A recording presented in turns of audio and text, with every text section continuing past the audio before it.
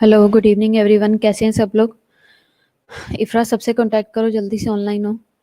आज का हमारा टॉपिक है मोस्ट इम्पोर्टेंट है और इसको केयरफुली देखो। आप लोग बोर्ड में जिस तरीके से काम करती हो और बहुत सारी चीज़ों को फेस करते हो, तो उसकी क्या रीज़न होती है और हम उनसे कैसे चीज़ों को हम सॉर्ट आउट कर सकते हैं और कैसे बचा जा सकता है, प्रिवेंट कैसे कर सकते हैं ऐसी प्रॉब्लम्स को, उससे रिलेटेड है आज का ये टॉपिक। आवाज़ आ रही है सबको? आज का हमारा टॉपिक है legal and ethical aspects in nursing. ठीक है। अभी अक्सर आपको सुनने में आता होगा, म्यू हॉस्पिटल की नर्स के ऊपर केस हो गया और गंगाराम की नर्स पे केस हो गया है, इधर उधर केस हो गया है, पेशेंट के अटेंडेंट ने केस कर दिया। इस तरह की अक्सर बातें सुनने में आती है, लेकिन उसके पीछे रीज़न क्या होती है, किस तरीके से ये प्रॉब्लम आती है, ये हम आज देखेंगे और उनसे बचा कैसे जा सकता है हम ये देखेंगे। एथिक्स क्या है, ठीक है, और लीगल एस्पेक्ट्स क्या हैं। सबसे पहले हम देखेंगे लॉ। लॉ क्या है? लॉ में be defined as the principle and regulations established in a community by some authority and applicable to its people, whether in the form of legislation or of customs and policies recognized by judicial decisions, criminal law and civil law.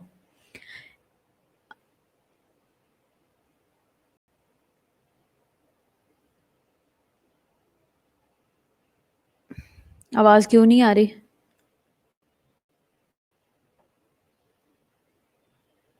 आप लोग अपना volume देखो, कोई issue तो नहीं है?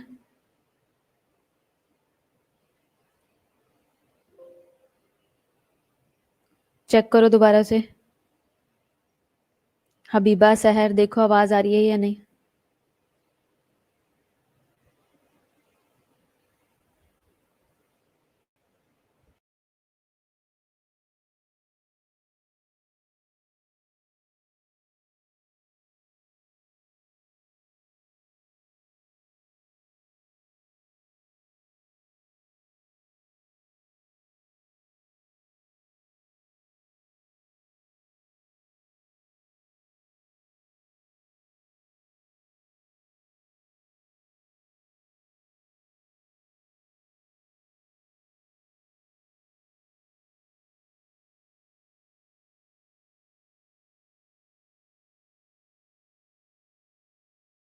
मैंने check कर लिया, अपना माइक टेस्ट कर लिया, हमारी तरफ से यहाँ से कोई प्रॉब्लम नहीं है। आप अपने हेडफोन्स चेक करो, आपकी तरफ से कोई प्रॉब्लम आ रही है या इंटरनेट का कोई इशू है।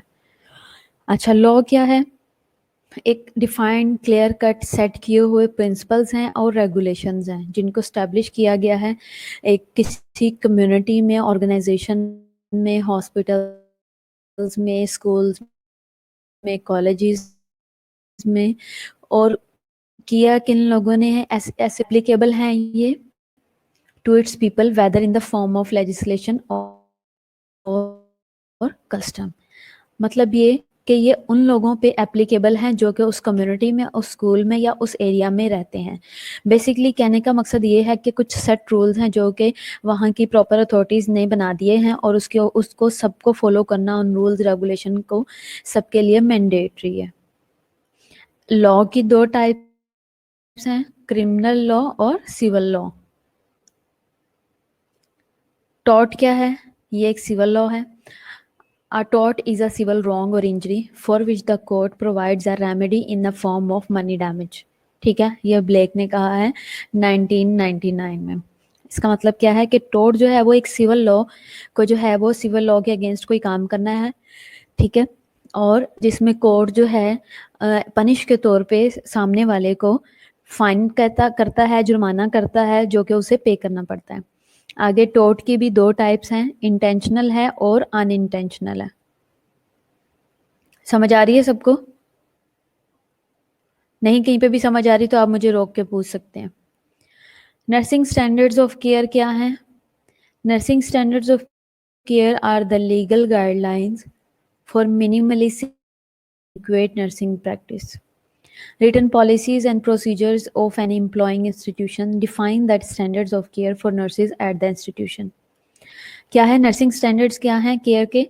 ये लीगल गाइडलाइंस हैं। अब आपने अक्सर देखा होगा कि हर हॉस्पिटल की एक अपनी पॉलिसी बनी हुई है, हर हॉस्पिटल के अपने रूल्स रेगुलेशन है, हर इंस्टीट्यूट के, और वो ये कहते हैं कि आपने यही हमारे जो रूल्स हैं इनको फॉलो करना है, और जो भी इन रूल्स रेगुलेशन को डिसओबे करेगा इट्स मीन कि वो हमारी पॉलिसी को फॉलो नहीं कर रहा, वो रूल्स को ब्रेक कर रहा है।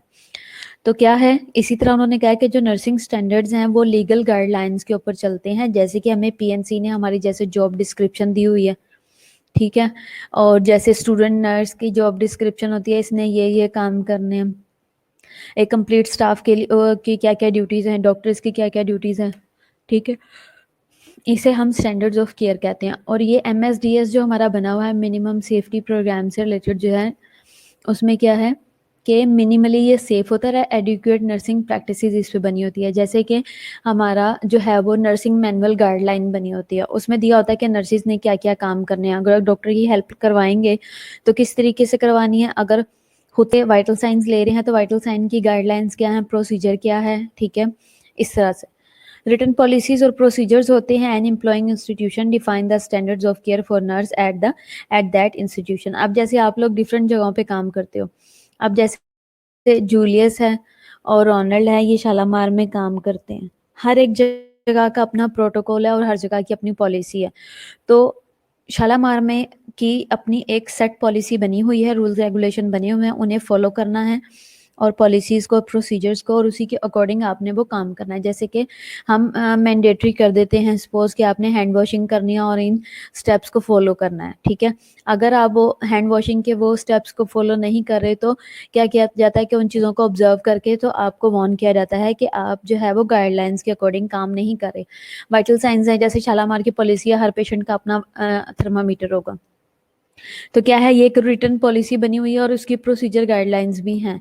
तो क्या है, ये हमारे इंस्टीट्यूट की गाइडलाइंस बनी हुई हैं, आपने उसी को फॉलो करना है। अगर आप एक पेशेंट का थर्मामीटर दूसरे को लगा रहे हो तो इसका मतलब है कि आप पॉलिसीज को ब्रेक कर रहे हो, तो उसके लिए आपको पनिश किया जाएगा। ये इस तरह से चीज़ों की के बारे में है। अच्छा, टोट की हम बात कर रहे थे, इंटेंशनल है और अनइंटेंशनल है। अब इंटेंशनल टोट क्या है, हम इसे फर्दर देखेंगे। इंटेंशनल टॉर्ट में क्या क्या चीज़ें आ जाती हैं, असॉल्ट है, बैटरी है, फॉल्स इम्प्रिजनमेंट है और फ्रॉड है। अब इसको आपने ध्यान से समझना है, जैसे कि इस पिक्चर में शो हो रहा है, इंटेंशनल टॉर्ट में एक दूसरे को मारने की धमकियां दे रहे हैं। इंटेंशन का मतलब है सोच समझ के करना, ठीक है, और ये पेशेंट है, इसको जो है वो ज़बरदस्ती इंजेक्शन लगाने की, धमकाने की कोशिश की जा रही है। अब फर्दर क्या है, असॉल्ट क्या है, इसे देखेंगे। Assault is any intentional threat, सोच समझ के किसी को थ्रेट दिया जा रहा है, टू ब्रिंग आउट हार्मफुल और ऑफेंसिव कॉन्टेक्ट, कि हम तेरे साथ कुछ भी बुरा कर सकते हैं, ठीक है, विद एन, सामने वाले को ये धमकी दी जा रही है कि मैं तुझे मार दूंगा या मैं तुझे उठा लूंगा, या जैसे नर्सिस को अटेंडेंट, अक्सर पेशेंट के अटेंडेंट धमकी लगा जाते हैं, तुझे तो मैं बाहर देखूंगा, मेल नर्सिस को स्पेशली रात सारी वो पेशेंट के पास बैठने नहीं देते। पेशेंट सिक था तो सुबह को जब नाइट खत्म होनी होती है तो अटेंडेंट कहते तुझे तो मैं बाहर देखूंगा, वो बाहर ही पकड़ के मारना शुरू कर देते, शाला मार के गेट के बाहर ही। तो क्या है कि आपने क्या करना है कि ये बेसिकली उस बारे में बात हो रही है। तो असॉल्ट क्या है, इंटेंशनली। अब उनको लोगों को समझ तो आ रही होती है कि इसके पीछे, अगर हम आपको मना कर रहे हैं कि पेशेंट के पास नहीं बैठना, तो इसके पीछे इंटेंशन क्या है, कि एक तो इन्फेक्शन के पॉइंट ऑफ व्यू से इन्फेक्शन कंट्रोल करना है, दूसरा पेशेंट की कंडीशन ऐसी ही नहीं है, तीसरा हमारे प्रोटोकॉल पॉलिसी में नहीं है, आईसीयू में पेशेंट के अटेंडेंट अलाउड नहीं है मिनिमम टाइम के अंदर, आ और जा सकते हैं, इसके अलावा नहीं आ सकते। तो इस तरह की चीज़ें हैं।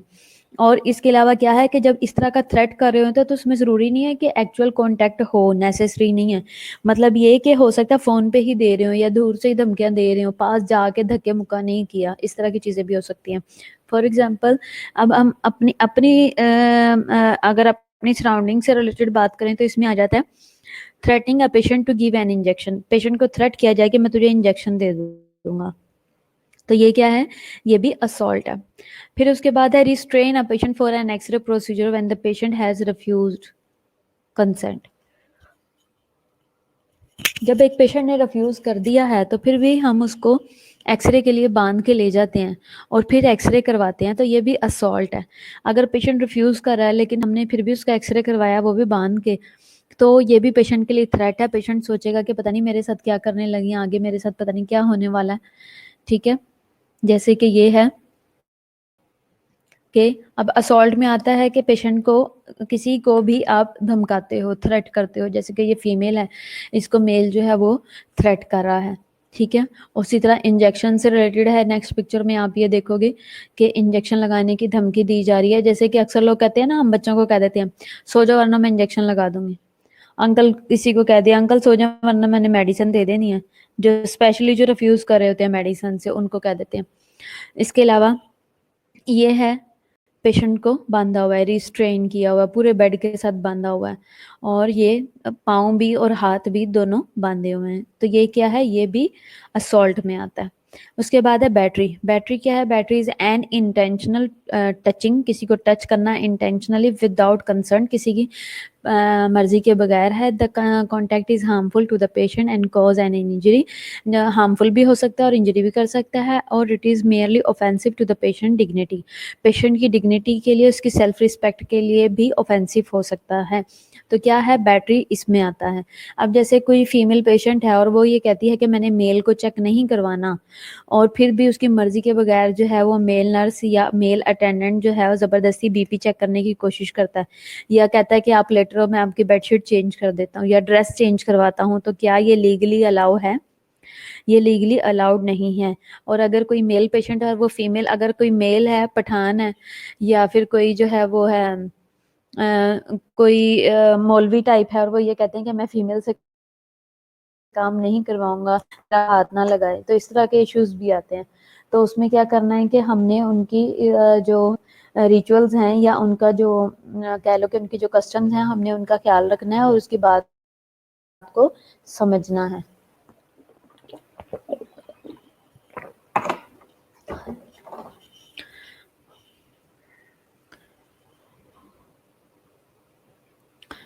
बैटरी है ये, और इसके बाद है for example giving an injection without patient concern, patient की मर्जी के बगैर उसे इंजेक्शन देना।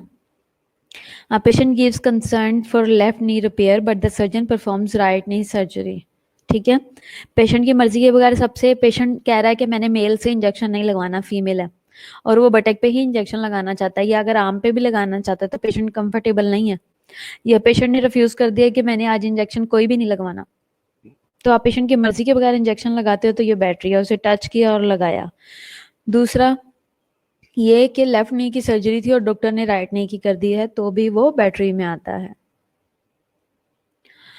फॉल्स इम्प्रिजनमेंट क्या है, किसी को गैर कानूनी तौर पे जेल में बंद कर देना है। Making a person stay in place against his wish is false imprisonment, अगर वो चाहता नहीं है या फिर उसका कोई इसके अंदर कोई कसूर नहीं है, बेगुनाह है और उसे ज़बरदस्ती कैद में डाला गया है, तो ये भी उसमें आता है। फॉर एग्जाम्पल रिस्ट्रेनिंग और confining a patient to a locked room without proper consent could constitutes imprisonment। अब जो लोग, अगर हम इसकी एक छोटी सी एग्जांपल लें, हम अपने सराउंडिंग से रिलेटेड लें, तो उसमें क्या आता है कि एज अ नर्स जो चीज़ें आप इनकाउंटर करते हो क्या है, रिस्ट्रेन कर देना, किसी को बांध देना, पेशेंट नहीं बांधना चाहता उसको बांध दिया और कन्फाइन कर दिया है पेशेंट को, या किसी रूम के अंदर बंद कर दिया है, किसी लॉक्ड रूम में विदाउट प्रॉपर कंसेंट, डॉक्टर से परमिशन लिए बगैर और अटेंडेंट को बताए बगैर, तो ये भी फॉल्स इम्प्रिजनमेंट में आता है। अब जैसे कि माँ रो रही है, मेरे बेटे को ना बंद करो कमरे में, बंद कमरे में ना डालो,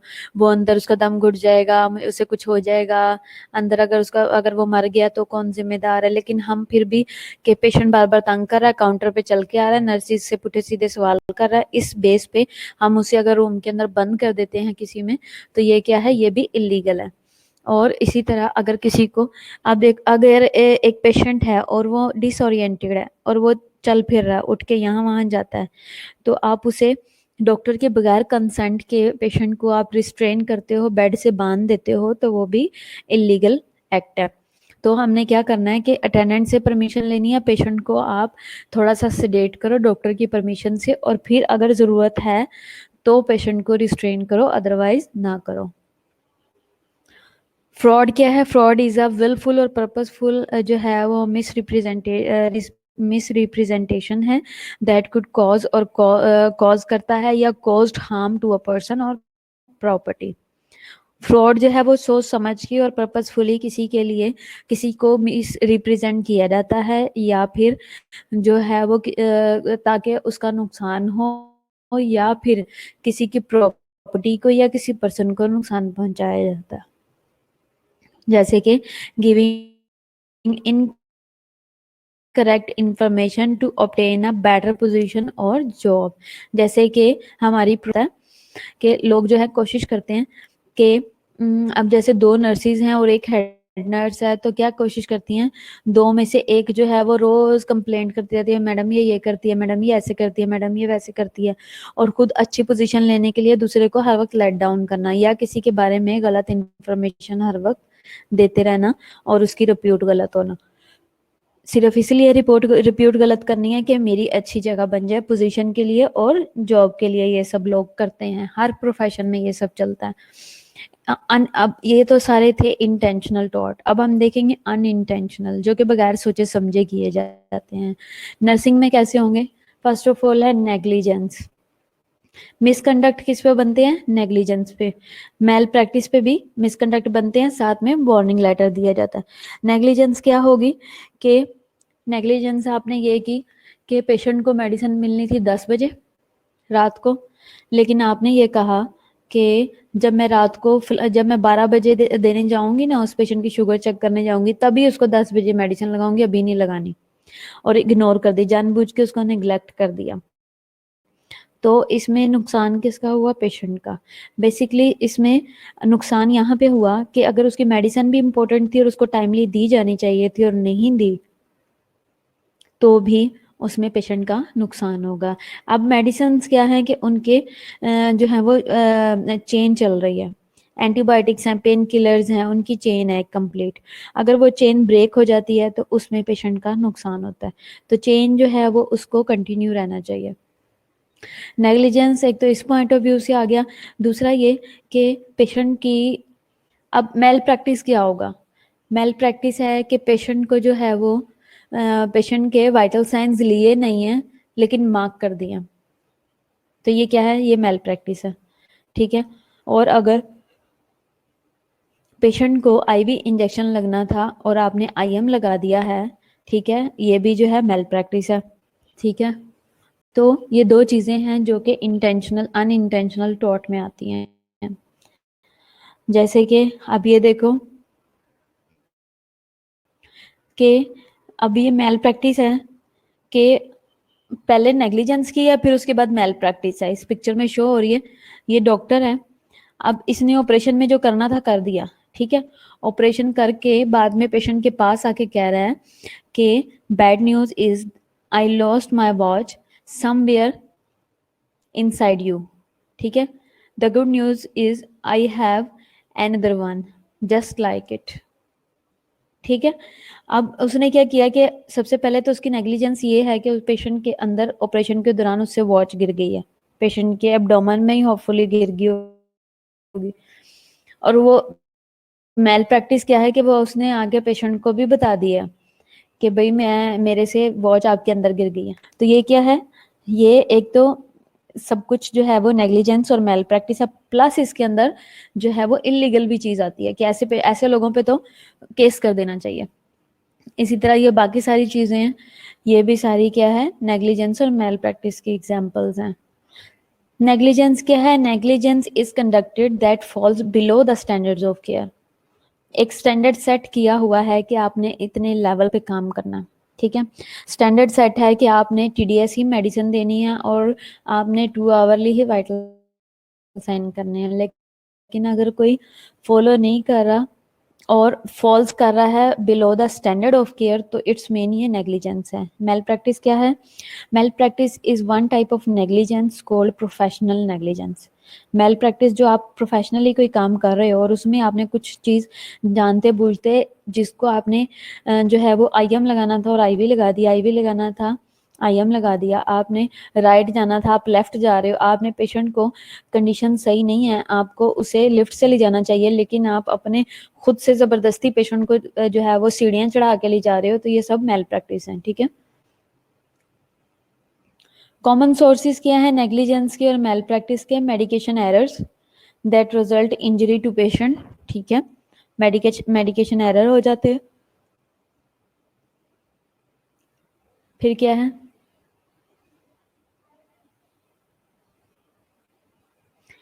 बर्न हो जाता है कॉज्ड बाय इक्विपमेंट और स्पिल्स ऑफ हॉट लिक्विड्स, ठीक है। Falls resulting in injury to the patient, patient गिर जाता है तो उसकी वजह से इंजरी हो जाती है। Errors in sponge instrument needle count in surgery cases, failure to give adequate report, notify physician, adequate monitoring the patient, ठीक है। मेडिकेशन एरर से इंजरी होगी पेशेंट को, मेडिकेशन एरर वही बात जब मैंने आपको कहा कि पेशेंट को मेडिसिन, एक तो टाइमिंग का इशू, दूसरा ये कि आईएम लगानी थी आईवी लगा दी, आईवी लगानी थी आईएम लगा दी, तो ये भी एरर है, ठीक है। और इसके अलावा मेडिकेशन का क्या है कि डोज अगर मिस कर दिया, इंपॉर्टेंट मेडिसिन है और डोज मिस कर दिया और पता लगा जी मेडिसिन तो आई नहीं, मेडिसिन लगा दी साइन नहीं किए, मेडिसिन नहीं दी और साइन कर दिए मेडिकेशन चार्ट के ऊपर, तो ये सब मेडिकेशन एरर है। पेशेंट बर्न हो गया है इक्विपमेंट से, या कोई हॉट लिक्विड जो है वो पेशेंट के ऊपर गिर गया, जैसे कि सपोज आपने पेशेंट को गार्गल करवाने थे तो वो जो गर्म पानी आप लेके आए वो पेशेंट के ऊपर गिर जाता है, ठीक है। या फिर इसके अलावा पेशेंट को जो है वो आपने वार्म वाटर रखा हुआ है फ्लूइड को वार्म करने के लिए और वो पेशेंट के ऊपर गिर जाता है। या फिर इसके अलावा पेशेंट बर्न हो जाता है इक्विपमेंट से। इक्विपमेंट से कैसे होगा कि पेशेंट को आप स्टीम दे रहे थे और स्टीम देते देते आप भूल गए हो और पेशेंट के ऊपर, पेशेंट जो है वो एरिया जो है वो ज़्यादा हॉट हो गया है और पेशेंट की स्किन उससे बर्न हो गई है। इसके अलावा कैसे होगा, जब हम पेशेंट को पेड्स में, आपको पता है नर्सरी वाले कि जैसे ही हम बेबी को रिसीव करते हैं आफ्टर डिलीवरी, या जिनको हमने फोटोथेरेपी में या हमने इंक्यूबेटर में रखा होता है, हम उनका टेम्परेचर देखते रहते हैं, तो ये चीज़ है। इसके अलावा जिन बच्चों को हमने जो है वो वार्म करने के लिए लाइट के नीचे रखा होता है आफ्टर डिलीवरी, और उस टाइम में बेबी अगर क्राई कर रहा है तो आपने ये ज़रूर देखना है कि बेबी किस वजह से क्राई कर रहा है। ऐसा तो नहीं है कि वो जो हम वार्म करने के लिए जो हमने हीट ऑन की हुई है वो किसी एक ही जगह पे ठहरी हुई है और वहाँ से वो बर्न हो जाए, स्पेशली न्यू बॉर्न जो कि जिनकी स्किन बहुत ज़्यादा सेंसिटिव होती है। इसके अलावा falls resulting in injury to the patient, गलत किसी काम की वजह से इंजरी हो जाए पेशेंट को, जैसे कि पेशेंट गिर गया है, फॉल हो गई है पेशेंट, फॉल हो गया है पेशेंट यानी कि नीचे गिर गया है चलते चलते। इसके अलावा errors in sponge instrument needle count, कोई भी चीज़ जो ड्यूरिंग सर्जरी पेशेंट के एब्डोमेन में रह जाए, कैविटी में रह जाए। फिर उसके बाद failure to give adequate, proper report नहीं दी जा रही, नोटिफाई नहीं करवाया जा रहा फिजिशियन को, जिसकी और उसका रिजल्ट क्या है, एडिक्वेट मॉनिटरिंग नहीं हो पा रही पेशेंट को। जैसे कि मैंने आपसे कहा कि वाइटल साइन लिए नहीं है लेकिन मार्क कर दिए हैं, डॉक्टर ने क्या है कि इसका बीपी हाफ आवरली लेना है क्योंकि इसका बीपी बहुत हाई रह रहा है या बहुत लो है, लेकिन आप अपनी जान छुड़वाने के लिए डॉक्टर या नर्स अपने काम से बचने के लिए फॉल्स उसकी मार्किंग करते रहते हैं, तो उससे क्या पेशेंट की रिपोर्टिंग प्रॉपर होगी, क्या डॉक्टर को नोटिफाई करवाया जा सकेगा, क्या पेशेंट की प्रॉपर उस टाइम में मैनेजमेंट हो सकती है, नहीं। लीगल सेफगार्ड्स क्या है नर्सिस के, फॉर नर्सिस, सबसे पहले इन्फॉर्म्ड कंसेंट। जब आप कंसेंट लेते हो तो वो कंसेंट की इन्फॉर्म्ड कंसेंट है, प्रोसीजर से रिलेटेड है, या इंट्यूबेशन कंसेंट है, ठीक है, ये सारी कंसेंट की टाइप्स हैं। तो इसमें क्या है कि लीगल सेफगार्ड कैसे हो सकता है कि जब आप कोई भी प्रोसीजर कर रहे हो तो उससे पहले पेशेंट को एक्सप्लेन करके, तो अटेंडेंट को एक्सप्लेन करके आप उनके साइन ले लो। कोई कंसेंट में आप करते हो, क्या करते हो कि उनसे एक पेपर के ऊपर जिसपे हर एक चीज डिटेल में लिखी होती है, पेशेंट के अटेंडेंट के साइन करवा लेते हो या अंगूठा लगवा लेते हो कि ये प्रोसीजर, ये काम हम अपनी मर्जी से करवा रहे हैं, इसके जो भी नतीजे होंगे हम खुद जिम्मेदार हैं। वरना कुछ लोग अपने जल्दबाजी में पेशेंट को वेंटिलेटर पे डाल दिया, सीवीपी पास कर दी और जब सारा कुछ कर रहे थे तो पेशेंट एक्सपायर हो गया, तो अटेंडेंट ये कहते हैं कि इतना इन्होंने मरीज के ऊपर जुल्म किया, उसकी वजह से हमारा मरीज मर गया। तो ऐसी चीज़ों से बचने के लिए हमने क्या करना है, कंसेंट के ऊपर बहुत ज़्यादा फोकस करना है। क्या है consent? Consent is a patient agreement to allow something to happen such as surgery based on a full disclosure of risk, benefits, alternatives and consequences of refusal. ठीक है, अब specially surgery, minor procedure, invasive procedures जितने भी हैं, even जब patient ने LP करवाना होता है उसके लिए भी हम परमिशन लेते हैं, वो भी सर्जरी बनती है।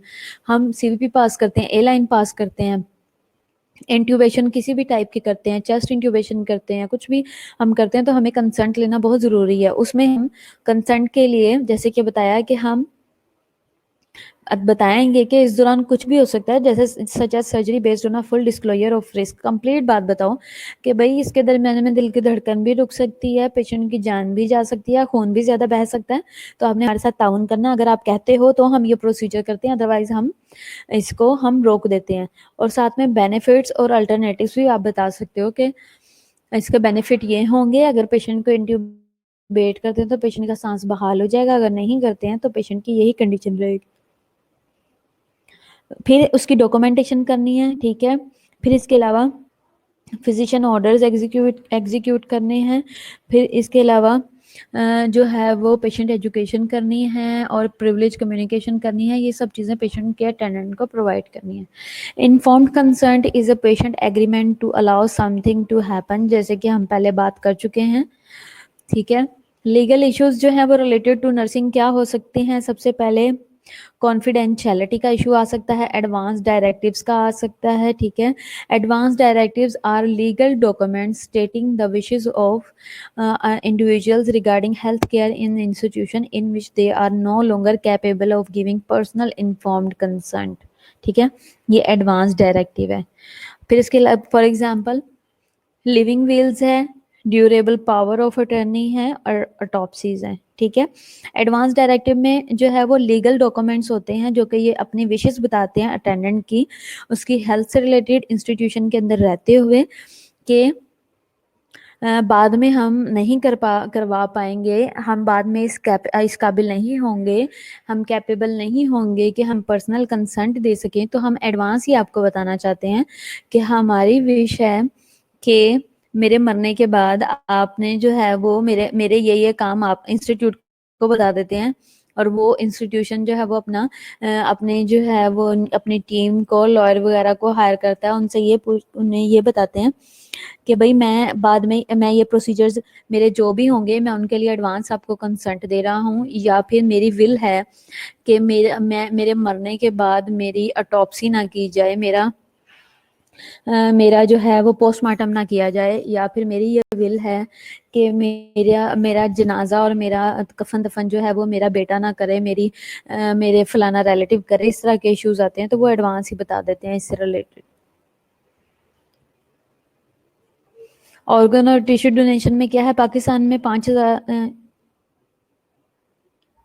5 लाख लोग जो हैं वो डेड होते हैं because of non availability of organs per year, और ऑलमोस्ट 15 लाख 1,50,000 के राउंड अबाउट जो हैं पीपल वेट करते हैं किडनी ट्रांसप्लांट का और अदर ट्रांसप्लांट्स का, but only 5,000 get 110 lakh people suffer from corneal blindness and await transplant. For example live donations, बहुत कम होता है कि आपको लाइव डोनेशंस मिलती हैं पेशेंट्स को। ऑटोप्सी का मतलब है पोस्टमार्टम। सम कॉमन लॉज है इफेक्ट नर्सिंग, क्या क्या हैं जो कि नर्सिंग पे इफेक्ट करते हैं? कंज्यूमर प्रोटेक्शन एक्ट है, prohibition of sexual harassment of women at work place है, और बायोमेडिकल वेस्ट मैनेजमेंट है।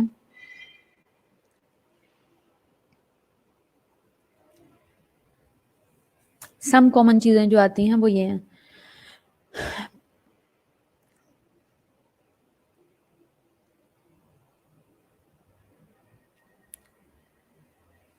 कोई इशू है किसी को इस सारे लेक्चर में? समझ आइए? कोई प्रॉब्लम?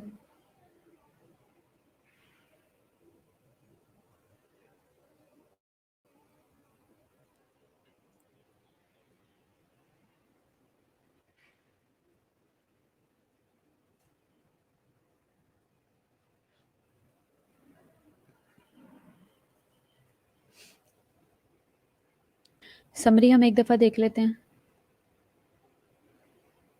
ऑटोप्सी का मतलब है पोस्टमार्टम, मैंने आपको बताया। नीलम हबीबा मैंने अभी बताया।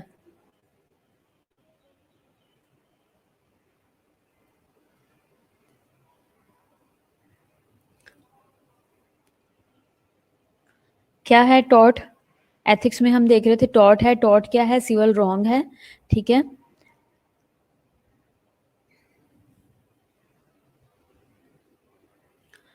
सिविल रॉन्ग है, ठीक है। और इंजरी है for which the court provides a remedy in the form of money, money damage, ठीक है। इसमें क्या है, कहा गया है कि ये एक सिविल लॉ जो है उसको ब्रेक करना है। जब सिविल लॉ ब्रेक होता है तो उसके बदले में जो है वो जो कोर्ट है वो पनिश करता है कि वो कुछ जुर्मा, जैसे कि सिग्नल तोड़ दिया, ठीक है। तो उसका क्या, उसका वो है कि अगर आप कोई ट्रैफिक के कोई भी रूल्स रेगुलेशन को आप ब्रेक करते हो तो उसके लिए आपको क्या पनिश किया जाता है कि आपने इतना फाइन पे करना है, तो उसके बाद आपका आईडी कार्ड मिल जाएगा और उसके बाद आप नॉर्मली गाड़ी चला सकते हो। तो इससे रिलेटेड है ये, टॉर्ट उसमें आता है। अब टॉर्ट के भी आगे से टाइप्स हैं, दो बेसिक टाइप्स हैं, इंटेंशनल टॉर्ट और अनइंटेंशनल टॉर्ट। इंटेंशनल टॉर्ट के भी आगे से फर्दर टाइप्स हैं, असॉल्ट है, बैटरी है, फॉल्स इम्प्रिजनमेंट है और फ्रॉड है, ठीक है। असॉल्ट क्या है, असॉल्ट है, असॉल्ट इज इंटेंशनल थ्रेट है, किसी को सोच समझ थ्रेट करना, टू ब्रिंग अबाउट हार्मफुल और ऑफेंसिव कॉन्टेक्ट, हम तुझे नुकसान पहुंचाएंगे और हम तेरी हालत ऐसी कर देंगे, हम ये कर देंगे वो कर देंगे। और इसमें जरूरी भी नहीं कि डायरेक्ट कांटेक्ट भी और एक्चुअल कांटेक्ट भी है बंदे का, लेकिन किसी खास, खुद भी कोई खास कांटेक्ट ना हो, किसी एवं किसी और के बिहाफ पे उठ के धमकियां लगा रहे और कुछ करना, जैसे कि threatening a person patient to give an injection, patient को धमकी दे रहे कि मैं तुझे इंजेक्शन लगा दूंगा, या पेशेंट को जबरदस्ती बांध के एक्सरे करवाए जा रहे हैं, ये असॉल्ट में आता है। इसके अलावा है बैटरी, क्या है, पेशेंट को अनविलफुल जो है वो टच करना, पेशेंट चाहता नहीं है, इंटेंशनली पेशेंट को टच किया जा रहा है विदाउट कंसर्न, और जो है कॉन्टैक्ट हार्मफुल भी हो सकता है पेशेंट के लिए और इंजरी भी कर सकता है। जैसे कि हमारा क्या है कि पेशेंट, हम जब हम काम करते हैं एक इंस्टीट्यूट में एज अ नर्स, जब पेशेंट के जब आपने देखा होगा कि जब जो वार्ड बॉयज हैं और जो वार्ड अटेंडेंट्स हैं, जब वो काम कर रहे होते हैं, पेशेंट को एक बेड से दूसरे बेड पे मूव कर रहे होते हैं, तो आप बहुत ज़्यादा इस चीज़ पे ध्यान रख रहे होते हो कि सही तरीके से पेशेंट को उठाया या नहीं उसने, पेशेंट को किस तरीके से टच करवा रहा है, बेडशीट चेंज करवाते हुए या फिर जो है वो पेशेंट को व्हील चेयर पे मूव करते हुए, तो आप बहुत ज़्यादा इस चीज़ का ख्याल रखते हो, तो ये बहुत इंपॉर्टेंट है, ठीक है।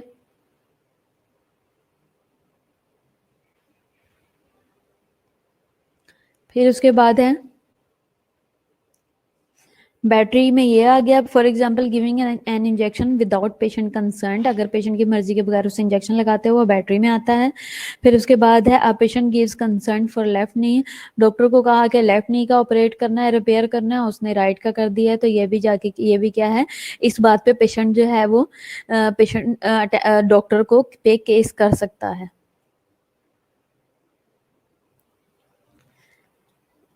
अच्छा, फिर उसके बाद है फॉल्स इम्प्रिजनमेंट, क्या है, किसी को जो है वो बगैर परमिशन के और बगैर विलफुली, कोई चाहता नहीं है, उसकी विश नहीं है कैद होना, लेकिन उसको इलीगली या गलत तरीके से जो है वो जेल में बंद कर दिया गया है, जिसमें किसी का कोई कसूर भी नहीं है, या फिर किसी ऐसे बंद कमरे में डाल दिया गया है, तो वो भी फॉल्स इम्प्रिजनमेंट में आता है।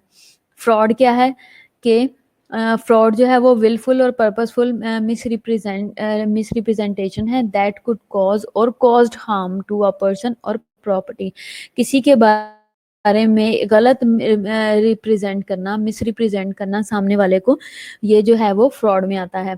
अब जैसे जो है वो एक ग्रुप के 4-5 लोग हैं और वो उनमें से एक के बारे में बाकी लोग जो हैं वो हर वक्त गलत डिस्कशन करते हैं और गलत बातें फैलाते हैं, तो ये क्या है, मिसरिप्रेजेंटेशन में आता है, फ्रॉड में आता है, और उसके बारे में लोगों के कंसेप्ट चेंज होना शुरू हो जाते हैं, तो इससे वो पर्सन को डायरेक्ट भी हार्म हो रहा है और उससे उससे उसकी पर्सनल लाइफ भी इससे डैमेज हो गई। अब आता है अनइंटेंशनल टॉर्ट। नीलम, मैं पीपीटीज दे दूंगी लेकिन लेक्चर ध्यान से पढ़ो। अनइंटेंशनल टॉर्ट क्या है, नेग्लिजेंस और मेल प्रैक्टिस है, इसका टेस्ट भी होगा आप लोगों का जल्द ही। नेग्लिजेंस मैंने आपको बताया था कि अगर आप बिलो द स्टैंडर्ड्स काम करते हो तो वो नेग्लिजेंस में आता है, और जो आपकी प्रोफेशनल जो प्रैक्टिसेस हैं उनको अगर आप निगलेक्ट करते हो तो वो मेल प्रैक्टिस में आता है, प्रोफेशनल आपकी जो एक्टिविटीज़ हैं। कॉमन सोर्स क्या है, कब कब हो सकते हैं, मेडिकेशन एरर की वजह से, मेडिकेशन एरर जो हैं वो रिजल्ट में आती हैं इंजरी के। इसके अलावा बर्न है, कॉज्ड बाय इक्विपमेंट और स्पेल्स ऑफ हॉट लिक्विड है। इसके अलावा फॉल्स रिजल्टिंग इन, पेशेंट गिर जाता है जिसकी वजह से उसको इंजरी आ जाती है, ये भी नेग्लिजेंस का पार्ट है। जैसे कि जब आपको पता है कि पेशेंट को जो है वो कोई रिलैक्सेंट दिया हुआ है, पेशेंट ने कोई नींद की दवाई खाई हुई है और वो खुद उठ के वॉशरूम में जा रहा है, आप उसके साथ नहीं गए या आपने किसी वर्कर को नहीं भेजा और पेशेंट गिर गया है, तो ये आपकी नेग्लिजेंस है। अगर नर्सिस की ड्यूटी 1:1 की रेशो पे है कि एक पेशेंट पे एक नर्स है और फिर भी पेशेंट खुद उठ के अपने काम कर रहा है और इस दौरान वो गिर गया, या पेशेंट ने उठ के ट्रॉली से अपने लिए कुछ पकड़ने की, टिश्यू या कुछ लेने की कोशिश की और पेशेंट उस दौरान गिर जाता है, तो ये भी नर्सिस की नेग्लिजेंस और मेल प्रैक्टिस में आता है। इसके अलावा एरर्स इन स्पंज, अगर काउंटिंग नहीं की गई। अब errors in sponge and instrument में नर्सिस की नेग्लिजेंस और मेल प्रैक्टिस का, आप सोचते होंगे कि भाई ये तो डॉक्टर काम करते हैं। इसमें नर्सिस का रोल ये होता है कि जब हम पेशेंट को क्लोज कर रहे होते हैं, ओपन करते हैं, क्लोज करते हैं और मिड में, हम तीनों टाइम में जो है वो जितने भी स्पंज, नीडल्स और जितने भी चीज़ें ली होती हैं, गॉज वगैरह, उनको काउंट करते हैं। हम बिफोर सर्जरी भी करते हैं, आफ्टर सर्जरी भी करते हैं, इसलिए कि खोलने से पहले भी पता हो कितने स्पंज, नीडल्स और कितनी सीजर्स वगैरह, कितने इंस्ट्रूमेंट्स लिए हैं, और क्लोज करने के बाद भी हमें पता हो।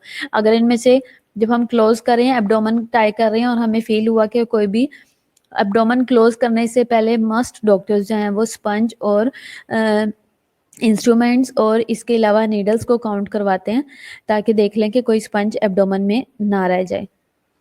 और अगर रह जाता है तो इसमें नर्सिस का बहुत बड़ा रोल होता है, क्योंकि नर्स जो है वो उस टाइम में एज अ एडवोकेटर और जो है वो पेशेंट के एज अ एडवोकेटर काम कर रही है। तो नर्स का ये रोल होता है कि उसने पेशेंट को हर तरह से सपोर्ट करना है। अगर आपको लगता है कि ऐसी सिचुएशन में डॉक्टर रॉन्ग है तो आप उन्हें रोक सकते हो। अगर आपको पता है कि राइट नी की सर्जरी है और डॉक्टर ने लेफ्ट स्टार्ट करने लगा है, तो आप उसी टाइम पेशेंट को, डॉक्टर को रोक सकते हो कि डॉक्टर टाइम आउट, आप यहाँ पे, यहाँ ये प्रोसीजर नहीं था होना, इस वाले पार्ट का होना है और आप गलत कर रहे हो। तो हमें वहाँ पे राइट और रॉन्ग के लिए, पेशेंट के लिए, बेनिफिसेंस के लिए हमने काम करना है एज अ नर्स।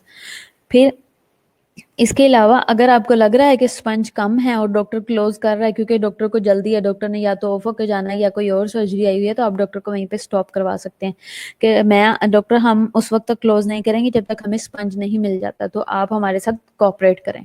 तो अपने पेशेंट के राइट के लिए ये स्टैंड लेना है। लीगल सेफ गार्ड हमने नर्सिस के लिए क्या बताया कि आप इन्फॉर्म्ड कंसर्न करें, डॉक्यूमेंटेशन प्रॉपरली करते रहें, फिजिशियन ऑर्डर प्रॉपरली फॉलो करें, आप अपने हर एक काम को डॉक्यूमेंट करें, तो ये चीज़ें आपने फॉलो करनी है। लीगल इश्यूज क्या है, नर्सिस से रिलेटेड क्या आते हैं, कॉन्फिडेंशियलिटी के आते हैं और एडवांस डायरेक्टिव्स के आते हैं। ठीक है,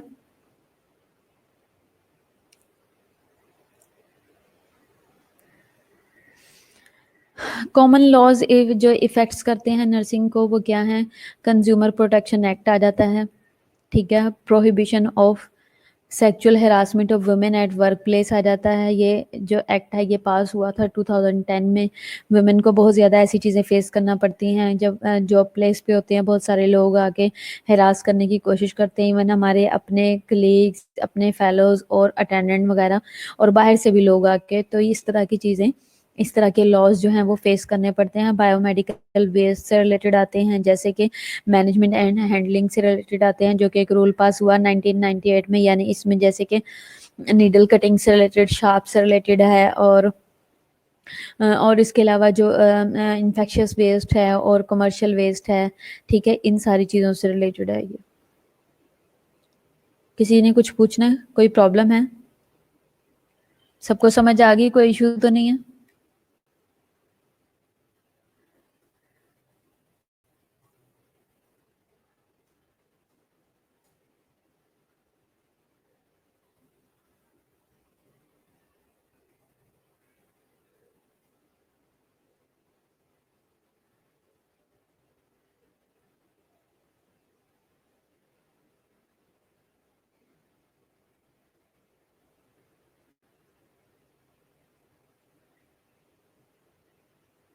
इफ्रा, कोई प्रॉब्लम है? सबसे लेट हो आप क्लास में।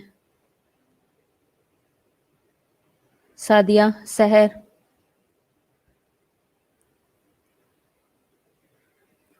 आपको समझ आइए एथिक्स है क्या, ओवरऑल इसका यूज़ क्या है, ये समझ आइए।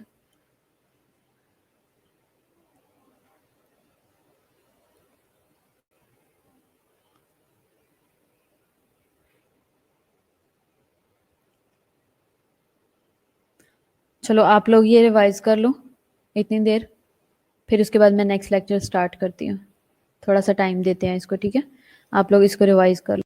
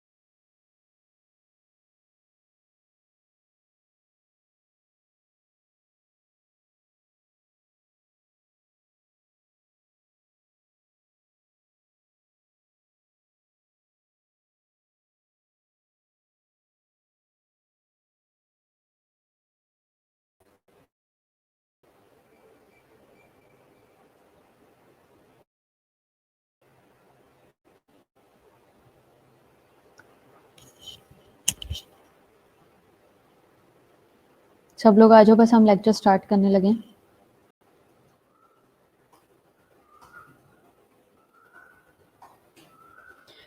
जो हमारा टॉपिक है एथिक्स से रिलेटेड ही है। ये क्या है? प्रिंसिपल्स ऑफ एथिक्स है।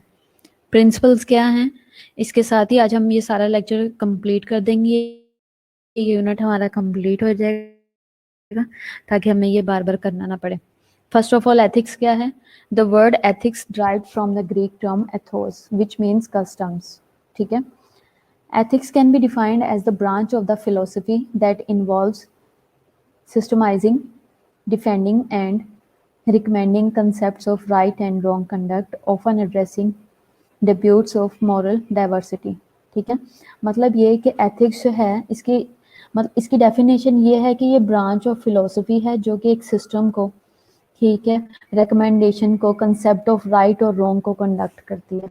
एथिक्स हमें बताती है कि क्या सही है क्या गलत है। एथिकली जैसे कि हम लफ्ज यूज करते हैं, एथिकली ये रॉन्ग है, एथिकली ये राइट है, मतलब एक सेट स्टैंडर्ड्स बने हुए हैं, हमने उसके अंदर रह रह के ही काम करना है। और लीगली हमने क्या करना है और प्रोफेशनली क्या करना है, एथिकली क्या करना है, ये सब चीजें हमें एथिक्स बताती है। एथिक्स के प्रिंसिपल क्या हैं? Autonomy, beneficence, non maleficence, fidelity, justice और विरोसिटी। ठीक है, ये 6 चीजें हैं। अब हम इनको फर्दर डिटेल्स में देखेंगे। ऑटोनॉमी क्या है?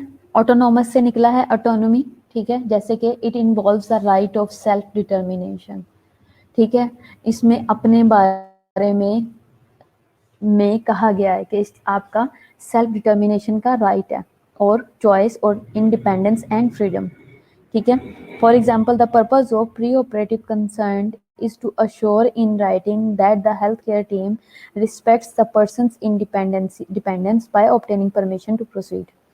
मतलब ये कि किसी किसी पर्सन को ये राइट दिया जाए कि वो अपने बारे में खुद से डिसीजन ले ले, अपनी खुद से अपने बारे में सोचे, चूज कर सके, उसको अपने बारे में सोचने की आज़ादी है, अपने बारे में फैसला करने की आज़ादी है और अपने बारे में किसी भी किस्म का स्टेप लेने की आज़ादी है। ये ऑटोनॉमी है। बेनिफिसेंस क्या है? बेनिफिट से निकला हुआ है फायदे के लिए करना। This principle promotes taking positive active step to help others. ठीक है। For example, a child immunization caused discomfort during administration, but the benefit of the protection from the disease, both individual and for society, outweigh the temporary discomfort। ठीक है। हम जब किसी को polio से protect करने के लिए वैक्सीन लगाते हैं तो वो या कतरे पे लाते हैं, उस वक्त बच्चे को कड़वे लग रहे हैं, बच्चा रोता है, या हम मीजल्स की, डीपीटी की हम वैक्सीन लगाते हैं तो उस टाइम में पेशेंट को तकलीफ होती है। बच्चे को जब अर्ली मंथ्स में जब हम लगा रहे होते हैं बेबीज को तो 1-2 दिन के लिए फीवर भी रहता है, बच्चा पूरा पूरा दिन रोता रहता है। ठीक है, तो वो उस टाइम तो कंफर्ट है, लेकिन वो लॉन्ग लाइफ के लिए, पेशेंट के लिए, बेबी के लिए प्रोटेक्शन है। बाद में क्या होगा? 2 तरह से हमें फायदे होंगे, एक तो पेशेंट प्रोटेक्ट रहेगा, दूसरा फैमिली जो है वो प्रोटेक्ट रहेगी, फैमिली में डिजीज की रेशो कम होगी। इसके अलावा हमारे मुल्क में भी उस डिजीज से प्रिवेंशन होगी और उस डिजीज की रेशो कम होगी, मल्टीप्लिकेशन कम होगी। तो इस तरीके से हम इनडायरेक्टली और डायरेक्टली हम सोसाइटी को और अपने मुल्क को जो है वो फायदा दे रहे हैं। वक्ती तौर पे टेम्परेरी डिस्कम्फर्ट होगा लेकिन उसका फायदा ज्यादा होगा, तो हमने बेनिफिट के लिए ज्यादा काम करना है। अब पेशेंट कहता है मैंने पेन किलर नहीं लगवाना, ठीक है, क्योंकि मुझे इंजेक्शन की पेन होगी, लेकिन इंजेक्शन की जो पेन है वो इसलिए आपको हो रही है क्योंकि हम आपको बड़ी पेन से बचाना चाह रहे हैं। लोग कहते हैं मैं टैबलेट खा लूंगा लेकिन मैंने इंजेक्शन नहीं लगवाना। इंजेक्शन की छोटी सी पेन है, बड़ी पेन है, उससे आप बच जाओगे, वो पेन कम हो जाएगी। तो हमने बेसिकली लोगों को ये एक्सप्लेन करना होता है पेशेंट्स को। नॉन मेलिफिसेंस क्या है? It refers to the fundamental agreement to do no harm. ठीक है, बेनिफिट क्या है कि हमने डायरेक्ट इनडायरेक्ट हमने बेनिफिट पहुंचाना है। और नॉन मेलिफिसेंस क्या है कि हमने ये एग्रीमेंट करना है, ये फंडामेंटल एग्रीमेंट है कि हम किसी को नुकसान नहीं पहुंचाएंगे, टू डू नो हार्म। ठीक है, जैसे कि हम ऑथ लेते हैं, हम प्लेज में कहते हैं कि हम किसी को भी सोच समझ के नुकसान नहीं पहुंचाएंगे, किसी को गलत मेडिसिन नहीं देंगे, हम किसी के साथ गलत नहीं करेंगे। फिडेलिटी क्या है? It refers to the agreement to promises ठीक है, ये भी एग्रीमेंट है, फिडेलिटी भी, कि हम प्रोमिसेस रखेंगे, जो कमिटमेंट्स करेंगे हम उनको भी जो है वो कंटिन्यू करेंगे। Responsibility that one had made one self and others, ठीक है, कि एग्रीमेंट है हमारा हमारे प्रोमिसेस की तरफ, रिस्पॉन्सिबिलिटीज की तरफ, कि किसी हमने चाहे किसी एक के साथ किया है या दूसरों के साथ किया है या अपने साथ हमने कोई प्रॉमिस किया है, कोई रिस्पॉन्सिबिलिटीज हैं, तो हम उस एग्रीमेंट को हम फुलफिल करेंगे।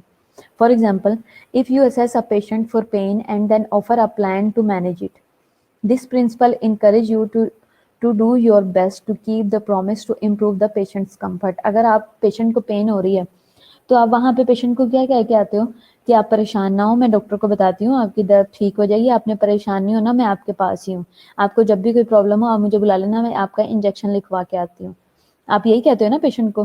तो आप उस टाइम में पेशेंट को इन छोटे से लफ्जों में पेशेंट के साथ कमिटमेंट करके आते हो और प्रॉमिस करके आते हो कि मैं आपको कंफर्ट के लिए आपके मैं काम करूंगी और मैं आपकी सारी प्रॉब्लम को मैनेज करूंगी। और आपने क्या करना है कि आपने जो रिस्पॉन्सिबिलिटी ली है, आपने जो कमिटमेंट की है, आपने को हर लिहाज में फुलफिल करना है।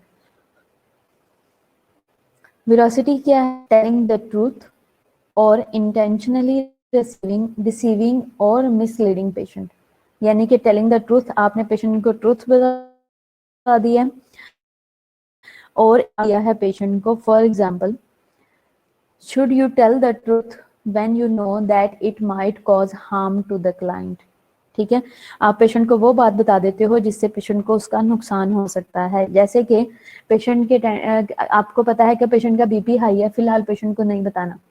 जब पेशेंट का बीपी हाई होता है तो आप लोग क्या करते हो, पेशेंट पूछता है सर में भी दर्द है, बीपी भी हाई है, क्या हुआ मुझे, ये वो, तो आप आगे से कहते हो ठीक है बीपी, कोई परेशानी की बात नहीं है, आप परेशान ना हो अंकल, आप रिलैक्स करें, आप लेट जाएं, बस आप पानी पिए और आप रेस्ट करें। उस टाइम में आप ये एक्टिविटी क्यों करते हो, आप इस तरह से एक्ट क्यों लेते हो? आपको ये होता है कि पेशेंट जो है वो अगर बीपी बता दिया तो बीपी की टेंशन से और ज्यादा उसका ब्लड प्रेशर बढ़ जाएगा। अगर आपने कहा कि आपका ब्लड प्रेशर ऑलरेडी बढ़ा हुआ है तो हम अटेंडेंट को साइड पे ले जाके उन्हें एक्सप्लेन कर देते हैं। पेशेंट को एकदम से नहीं बताते, डॉक्टर को हम आस्ता से बताते हैं, ठीक है। तो क्या है कि अगर आपने इंटेंशनली आपने पेशेंट को मिसलीड कर दिया, पेशेंट को परेशान कर दिया, जैसे कि अगर डॉक्टर ये कह रहे हैं कि अगर डॉक्टर ने बताना होता है ना पेशेंट के अटेंडेंट को कि आपका पेशेंट ठीक नहीं है, सिक कंडीशन में है, इसे कभी भी कुछ हो सकता है या इसको ले जाएं, तो वो अटेंडेंट को साइड पे ले जाके काउंसलिंग करते हैं पेशेंट के अटेंडेंट को। कभी भी पेशेंट के सामने बताते हैं कि आप मरने वाले हो और आपको हम कहीं और भेज रहे हैं या आप मरने के लिए तैयार हो जाओ, कभी भी ऐसा नहीं होता। तो इस तरह का एक्ट नहीं करना। Families go to great lengths to protect our dying patient from the harsh truth of his prognosis, ठीक है। फैमिली जो है क्या करती है कि वो बढ़ा देती है, अब ट्रीटमेंट जो है वो उसको बढ़ा देती है, लेंथन कर देती है, ताकि प्रोटेक्ट कर सकें पेशेंट को डाइंग कंडीशन से प्रोटेक्ट कर सके, पेशेंट को मरने से बचा सकें। और क्या है, इस हार्श ट्रूथ से जो है वो पेशेंट को हम पेशेंट फैमिली जो है वो पुअर है और and the patient himself may not wish to know, और ज़्यादातर पेशेंट जो है वो जानना भी नहीं चाहते। पेशेंट ये कहते हैं मैं जानना ही नहीं चाहता अपनी हालत के बारे में, खुदा को ही पता, जो भी हो जाएगा मैं ठीक हो जाऊंगा, उसके हवाले है, ये है वो है, इस तरह की चीज़ें चलती हैं। तो आपने भी इस चीज़ से अवॉइड करना है, आपने एथिकल जो हमारे एक्ट है उनके अंदर रह के काम करना है। जस्टिस क्या है? It refers principles of fairness, justice है प्रिंसिपल ऑफ फेयरनेस, यानी कि हम फेयर रहें, इंसाफ करें। It implies equal treatment of all clients, हमने तमाम पेशेंट्स को, तमाम क्लाइंट्स को इक्वल हमने ट्रीट करना है और इक्वल ट्रीटमेंट और मेडिकेशन और केयर प्रोवाइड करनी है। For example, a national multidisciplinary committee strives for fairness by ranking recipients according to need rather than resorting to selling organs, ठीक है। कि मल्टी डिसिप्लिनरी कमेटी जो है वो क्या करती है, फेयरनेस को माइंड में रखते हुए वो क्या करती है, इस तरीके से रेसिपिएंट्स को वो सेट करती है, ऐसे रैंकिंग करते हैं कि अकॉर्डिंग टू नीड और rather than resorting to selling organs। ये नहीं कि जिसको जो ऑर्गन खरीद पहले सकता है या जो सेल हो रहा है उसको खरीद ले तो उसको पहले लग जाए, ऐसा नहीं होता। कि अगर कोई खरीदने की काबिलियत पे है तो हम उसको पहले ऑर्गन हम जो है वो ट्रांसप्लांट कर दें और इस तरह से इस बेस पे नहीं होता, वो इंसाफ करते हैं, जिसको ज़्यादा ज़रूरत होती है सबसे पहले उसको दिया जाता है और नीड्स उनकी पूरी की जाती हैं। जैसे कि हमारे यहाँ पे कुछ माने ताने हॉस्पिटल्स हैं, जैसे कि पीआईसी है, आपको पता होगा कि अगर कैबेज करवाना है या एंजियोग्राफी है, एंजियोप्लास्टी करवानी है, तो अगर आपने लिस्ट पे करवानी है, अगर आपने हॉस्पिटल के जो है वो खर्चे पे करवानी है, रूटीन में करवानी है, तो उसका 2-2 साल का टाइम मिलता है। लेकिन अगर आपने पेमेंट पे करवानी है, प्राइवेट करवानी है, तो वो उसी दिन शाम में ही हो जाती है। तो इस तरह की प्रायोरिटीज पाकिस्तान में बहुत ज़्यादा चलती हैं। कोड ऑफ एथिक्स क्या है? Code of ethics is defined as a specific set of professional behaviors, values, and values the professional interpreter must know and abide by, including confidentiality, accuracy, privacy and integrity. ठीक है, ये क्या है? Set है, defined as a specific set of professional behaviour. ठीक है, ये एक कंप्लीट सेट प्रोफेशनल बिहेवियर का कि आपने किस तरीके से प्रोफेशनली बिहेव करना है, और वैल्यूज दे दी गई हैं कि प्रोफेशनल जो इंटरप्रेटर है उसको फर्स्ट ऑफ ऑल पता होना चाहिए और उसने क्या करना है, and abide by including confidentiality, confidentiality को रखते हुए, एक्यूरेसी को रखते हुए, प्राइवेसी इंटेग्रिटी को रखते हुए हर काम में परफॉर्म करना है। एथिकल डायलेमा क्या है? Ethical dilemma है, an ethical dilemma is a situation in which a choice must be made between two equally undesirable action. आपने जो चूज करना है वो दो इक्वल अनडिजायरेबल सिचुएशंस में करना है। ठीक है, जैसे कि राइट और रॉन्ग में डिसीजन लेना है, लेकिन अगर राइट लेते हैं तो भी पेशेंट के लिए हार्मफुल हो सकता है, अगर रॉन्ग डिसीजन लेते हैं तो भी पेशेंट के लिए रॉन्ग हो सकते हैं। तो इन दोनों में आपने चूज करना है और आपको कन्फ्यूजन है। अब जैसे एक एग्जांपल है, आपके पास आपके पास एक पेशेंट वेंटिलेटर पे है, ठीक है, और आपने वो चल रहा है वेंटिलेटर पे, ठीक है, उसकी जान बची हुई है, लेकिन पेशेंट के अटेंडेंट जो हैं वो ये कहते हैं कि अब हम अफोर्ड नहीं कर सकते, आप वेंटिलेटर ऑफ कर दो। ठीक है, अब पेशेंट के अटेंडेंट ने तो मुंह से लफ्ज निकाल दिए हैं, लेकिन as a nurse, as a doctor आपने ये डिसीजन लेना है। तो ये डायलेमा है कि आप पेशेंट की अपने हाथों से जान लोगे, खुद से वेंटिलेटर ऑफ करोगे, और या फिर पेशेंट को ये एक्सप्लेन करोगे जान बचाना ज्यादा जरूरी है। आप पेशेंट को ये बता रहे होते हो कि आपने पेशेंट की जान बचाना, आपने अभी तक इतना साथ दिया, आप उसकी जान बहुत इंपॉर्टेंट है, आप ऐसे ना डिसीजन लें। लेकिन एक तरफ उनका भी ये सवाल होता है कि ये अभी तक ठीक नहीं हुआ तो ये आगे भी नहीं होगा, हमने तो अपना घर बार सब चीजें बेच दी हैं, फिर भी ये वेंटिलेटर से अभी तक नहीं उतरा, हम वेंटिलेटर आईसीयू को अफोर्ड नहीं कर सकते। तो आप कंफ्यूज होते हो कि हम अटेंडेंट की सुने या इनकी सुने। ठीक है, तो इस तरह की प्रॉब्लम आती हैं। ये बेसिकली डायलेमा है कि आपने टू इक्वल अनडिजायरेबल एक्शंस में से चूज करना होता है। जैसे कि ये है आपके पास, वो जैसे कहते हैं ना, दो फरिश्ते हैं, नेक और गुनहगार, वो सर पे घूम रहे हैं, आपने चूज करना है राइट की तरफ जाना है या रॉन्ग। ठीक है, उसी तरह जैसे ये पिक्चर में शो हो रहा है कि दोनों तरफ ही जो है, जहां से भी ये ट्रेन या बस गुजरेगी होनी मौतें ही हैं। अब आपके ऊपर है कि आपने डिसाइड करना है कि एक मरे या फिर ये 4 मरे। ठीक है, ये भी डिसीजन है आपके ऊपर है, तो ये भी डायलेमा है। इसी तरह आप इंसाफ को लोगे डायलेमा। अब यहाँ पे लास्ट वाली पिक्चर में डायलेमा क्या है कि या तो आप जस्टिस करोगे या फिर आप पैसे कमाओगे, तो इन दो में से आपने चूज करना है। तो इस तरह के डायलेमास फेस करने पड़ते हैं। एथिकल प्रॉब्लम्स क्या आती हैं नर्सिंग के अंदर? स्टाफ शॉर्टेज की, कल्चरल और रिलीजियस सेंसिटिविटी इश्यूज आते हैं, डेलीगेशन के आते हैं, ट्रुथ टेलिंग वर्सेस डिसेप्शन के आते हैं। ठीक है, इनको हम फर्दर देखते हैं। क्या है स्टाफ शॉर्टेज का? क्या आता है? हमारा एक बहुत बड़ा मेजर इशू है जो कि नर्सिंग में रहता है, हर वक्त शॉर्टेज ऑफ स्टाफ का। ठीक है, आप इतने बड़े यूनिट में आप हर वक्त एक चीज से उकताए रहते हो और हर वक्त जो है वो बोलते रहते हो, बुड़बुड़ करते रहते हो, हम इतने ज्यादा हमारे पास इतने ज्यादा पेशेंट्स होते हैं, लेकिन हमारे पास स्टाफ थोड़ा होता है। हमारे साथ तो हम नाइट शिफ्ट में सिस्टर जो है वो कभी भी इंसाफ नहीं करती हैं। नाइट में जो है वो 5 लोग होते हैं और पेशेंट ज्यादा होते हैं, मॉर्निंग में 12 या 15 लोग होते हैं, मॉर्निंग में 12-15 लोग होते हैं, लेकिन काम भी थोड़ा होता है, इस तरह के इश्यूज आप अक्सर ये डिस्कस करते हो, ठीक है। आप अक्सर कह रहे होते हो कि सिस्टर हमारे साथ इंसाफ नहीं करती, सिस्टर हमारे साथ इंसाफ नहीं करती हैं। तो इस तरह के स्टाफ शॉर्टेज के इशू आते रहते हैं। इसके लिए हमारी सिचुएशंस क्या चल रही हैं, जैसे कि वर्ल्ड वाइड क्या है कि जैसे हमारा टर्नओवर बहुत ज्यादा है, प्राइवेट्स में से लोग छोड़ के गवर्नमेंट में चले जाते हैं, गवर्नमेंट में लोग जो है वो छुट्टियों पे ज्यादा रहते हैं। इसके अलावा शॉर्टेज का एक और इशू आता है कि गवर्नमेंट में लोग एब्सेंट ज्यादा करते हैं, स्टडी के लिए चले गए हैं। 20 लोग हायर करवाए थे, 20 में से 3-4 स्टडी के लिए चले गए हैं, 4-5 जो हैं वो फेवरेट हैं मैनेजमेंट के, वो आते ही नहीं है, अटेंडेंस लगती रहती है, इस तरह के इश्यूज आते हैं। तो वो जब बाकी डिवाइड होते हैं इक्वली होने चाहिए 3-3 4-4 एक शिफ्ट में, तो वो भी नहीं होते। एक शिफ्ट में 2 हैं, बाकी में 4 हैं, और दूसरी तीसरी जो शिफ्ट बची है उसमें 6 या 7 हैं। इस तरह के इश्यूज आते हैं। कल्चरल और रिलीजियस सेंसिटिविटी क्या आती है, क्या है कि जैसे कि हम एक मुस्लिम कंट्री में रहते हैं, तो हमें हमारी कंट्री में ज्यादातर इश्यूज जो आते हैं वो आते हैं माइनॉरिटीज के, और इसके अलावा जैसे शिया सुन्नी हैं, इस तरह के इश्यूज आते हैं। तो ये कल्चरल इश्यूज हैं और रिलीजियस सेंसिटिविटीज हैं।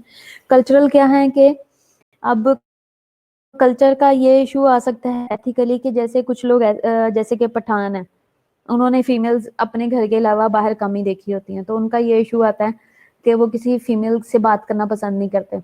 जी मैं मेल को ही बताऊंगा, मेल को ही चेक करवाऊंगा, फिजिकल एग्जाम मैं मेल डॉक्टर को करवाऊंगा, मेल नर्स को करवाऊंगा ना, फीमेल नर्स मुझे हाथ ना लगाए, मैंने बात नहीं करनी।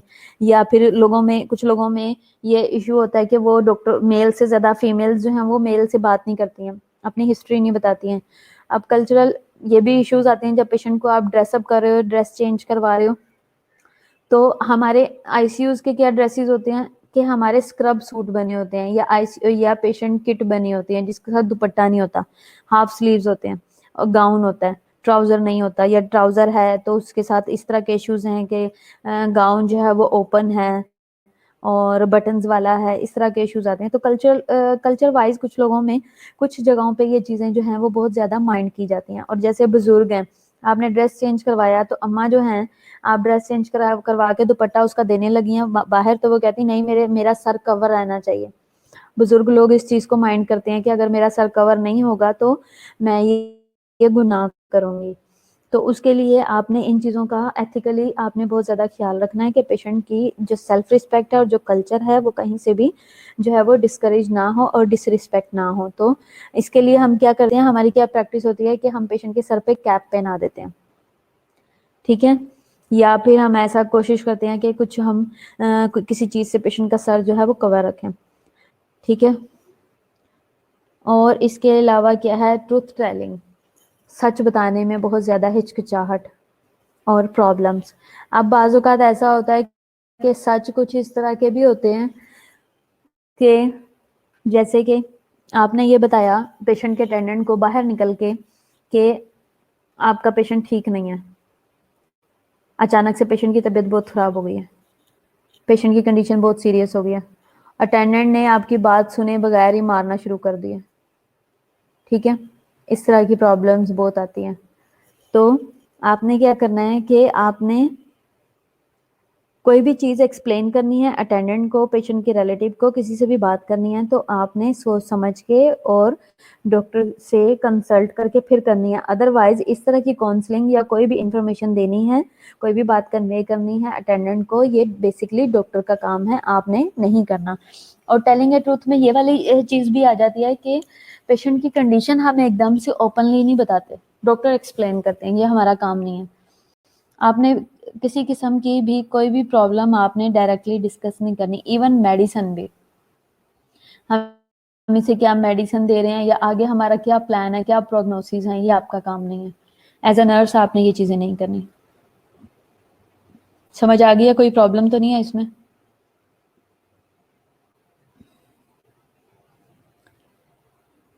समरी देख लेते हैं, रिवाइज कर लेते हैं एक दफ़ा।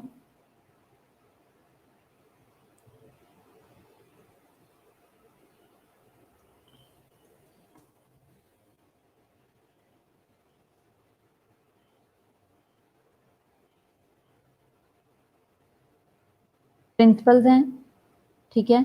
सबसे पहले एथिक्स देखा था, अब प्रिंसिपल है। प्रिंसिपल क्या है? ऑटोनॉमी, आपको फिंगर टिप्स पे पता होना चाहिए। ऑटोनॉमी है, बेनिफिसेंस है, नॉन मेलिफिसेंस है, फिडेलिटी है, जस्टिस है और वेरोसिटी है, ठीक है। अब इस तरह के क्वेश्चन जो हैं वो आपके एग्जाम में भी आ सकते हैं, जैसे कि एक स्टेटमेंट लिखी हो पेशेंट से रिलेटेड कि पेशेंट का ये राइट है कि वो अपने राइट और रॉन्ग के लिए और सर्जरी की कंसर्न के लिए डिसीजन ले सकता है। तो ये क्या है? ऑटोनॉमी है, बेनिफिसेंस है, नॉन मेलिफिसेंस है या फिडेलिटी है, ठीक है। तो आपने बताना है कि इसका आंसर क्या है। इस तरह की स्टेटमेंट्स आ सकती हैं। ऑटोनॉमी क्या है कि it involves the right of self determination or choice or independence or freedom, ठीक है। The purpose of the preoperative consent is to assure in writing that the healthcare team respect the patient's independence by obtaining permission to proceed, ठीक हो गया। कि क्या है कि purpose ये है कि प्री ऑपरेटिवली जब हम पेशेंट से कंसर्ट लेते हैं, हमारा मकसद सिर्फ ये है कि पेशेंट को पता हो कि पेशेंट को अश्योर करवाएं कि वो पार्टिसिपेट कर सकता है और वो अपने लिए खुद डिसीजन ले सकता है। बेनिफिसेंस क्या है? The principle promotes taking positive active step to help others, for example a child immunization, यानी कि बेनिफिसेंस में हमने कहा था कि पेशेंट को जो है वो हार्म डिस्कम्फर्ट टेम्परेरी डिस्कम्फर्ट को एक तरफ रखते हुए आपने क्या करना है कि पेशेंट के लॉन्ग टाइम के बेनिफिट के लिए और प्रिवेंशन के लिए, प्रोटेक्शन के लिए आपने काम करना है। जिसकी एग्जांपल थी कि जब हम पेशेंट को इम्यूनाइज करते हैं, इम्यूनाइजेशन देते हैं या करवाते हैं, उससे डिस्कम्फर्ट तो होता है ड्यूरिंग एडमिनिस्ट्रेशन, लेकिन उसका जो बेनिफिट ऑफ प्रोटेक्शन होता है from the disease both individual and for society, दोनों के लिए ही बहुत इंपॉर्टेंट होता है और बहुत ही ज्यादा बेनिफिशियल रहता है। नॉन मेलिफिसेंस क्या है? It refers to the fundamental agreement to do no harm. ये हमारा वो एग्रीमेंट है जो कि हम ट्रेनिंग का स्टार्ट जब लेते हैं, जब हम ऑथ लेते हैं, तो तब हम ये जो है वो एग्रीमेंट लेते हैं कि हम किसी भी किस्म का नुकसान नहीं पहुंचाएंगे किसी को भी। फिडेलिटी क्या है? It refers to the agreement to keep promises. ये है कि ये हमारा वो एग्रीमेंट है जब हम प्रॉमिस करते हैं, कमिटमेंट करते हैं और रिस्पॉन्सिबिलिटी लेते हैं किसी एक के साथ या लोगों से, दूसरों के साथ हम जो है वो परमिशन के साथ हम ये प्रॉमिस करते हैं कि हम आपका ये काम करेंगे, आप परेशान ना हो। जैसे कि फॉर एग्जाम्पल क्या है कि जब हम पेशेंट से ये कहते हैं कि पेशेंट को जब दर्द हो रही है, मैं आपके दर्द के लिए डॉक्टर को बता के आती हूँ, डॉक्टर से हेल्प लेती हूँ, आप परेशान ना हो, आपका ये काम मैं करवा दूंगी, आपका इंजेक्शन लगवा देती हूँ, या बुखार है तो आप परेशान ना हो, मैं आपकी स्पंजिंग करती हूँ, इतने में डॉक्टर आते हैं, मेडिसिन भी लिखवा लेते हैं, लेकिन आपने परेशान नहीं होना, आपका बुखार बिल्कुल उतर जाएगा, आपने घबराना नहीं है। तो आप उस टाइम में क्या करते हो? पेशेंट का आप जो है वो बार बार टेम्परेचर भी चेक करते रहते हो और साथ में उसकी स्पंजिंग भी करते हो, टैब वाटर स्पंजिंग भी करते हो कि बुखार भी उतर जाए, और उसको पेशेंट को अश्योर भी करते हो और पेशेंट के साथ टाइम भी स्पेंड करते हो। तो ये आपका वो प्रॉमिस है जिसे आप फुलफिल करते हो और कमिटमेंट को फुलफिल करते हो। वेरोसिटी क्या है? टेलिंग द ट्रूथ, किसी को सच बताना इंटेंशनली, ठीक है, और पेशेंट को मिसलीड करना। For example, should you tell the truth when you know that it might cause harm to the client. कि आप इस बारे में क्या है? Should you tell the truth, आपने सच बताना है। व्हेन यू नो, ऐसी सिचुएशन में आप सच बताते हो जबकि आपको पता भी है कि ये पेशेंट के लिए हार्मफुल भी हो सकता है और पेशेंट के लिए उस टाइम में तकलीफ दे भी हो सकता है। जैसे कि families go to great length and to protect a dying patient from the harsh truth of his prognosis, ठीक है। लंबी ट्रीटमेंट करवाई जाते हैं ये सोच के कि चलो कभी ना कभी तो इसको आराम आएगा, इसकी प्रोग्नोसिस से जो भी इसकी सिचुएशन चल रही है, प्रोग्रेस कर रहा है या नहीं, बीमारी बेहतर हो रही है या नहीं, इन सब चीज़ों को एक तरफ रख के अटेंडेंट ये कहते हैं कि नहीं, हम पेशेंट के लिए अब जो है जितना भी टाइम होगा, जितना भी पैसा होगा हम लगाएंगे, डॉक्टर साहब आप बस इलाज करें, सिस्टर आप टेंशन ना ले, जितनी मर्जी मेडिसिन मंगवाएं, हम अपने पेशेंट के लिए करेंगे, ये वो इस तरह से। जस्टिस क्या है? कि ये प्रिंसिपल ऑफ फेयरनेस है कि पेशेंट के साथ जो है वो फेयर रहा जाए, इक्वल ट्रीटमेंट हो ऑफ ऑल क्लाइंट्स, ठीक है। फॉर एग्जांपल जैसे मल्टी डिसिप्लिनरी कमेटी है, वो फेयरनेस के लिए जो है वो फुल कोशिश करती है कि सबको इक्वल राइट्स मिले और सबको इक्वली ट्रीटमेंट मिले। कोड ऑफ एथिक्स क्या है? कि कोड ऑफ एथिक्स है specific set of professional behaviour है, वैल्यूज हैं, ठीक है। The professional interpreter must know, जो प्रोफेशनल इंटरप्रेटर है उसे पता होना चाहिए, और साथ में वो इंक्लूड करें कॉन्फिडेंशियलिटी को, एक्यूरेसी को और प्राइवेसी को और इंटेग्रिटी को, इन सब चीज़ों को मेंटेन रखते हुए वो अपने सारे काम में परफॉर्म करें। एथिकल डायलेमा क्या है? एथिकल डायलेमा ऐसी सिचुएशन है जिसमें दो इक्वली जो है ना, टू उसको पेशेंट जो ऐसी सिचुएशन है जिसमें जो है वो चूज करना है between two equal undesirable actions में, ठीक है, ये डायलेमा है। जैसे कि राइट और रॉन्ग नहीं पता, लीगल और इलीगल दोनों में से एक में चूज करना है, कुछ समझ नहीं आ रही क्या करें, इंसाफ करें या पैसे देखें, इस तरह की प्रॉब्लम।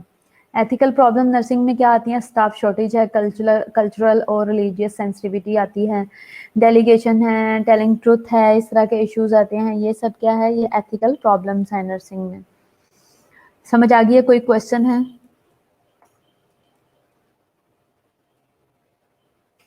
आप पूछ सकते हैं।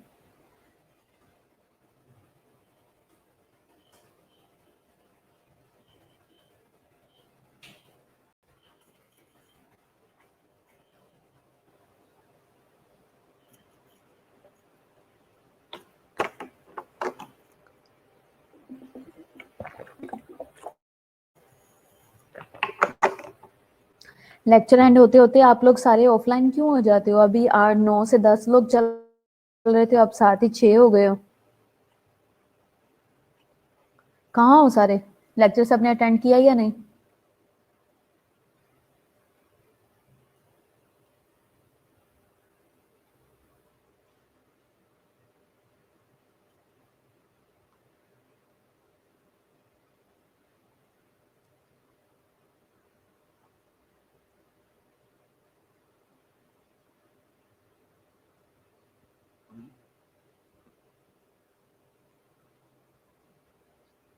कोई क्वेश्चन है आप लोगों का तो आप पूछ लो।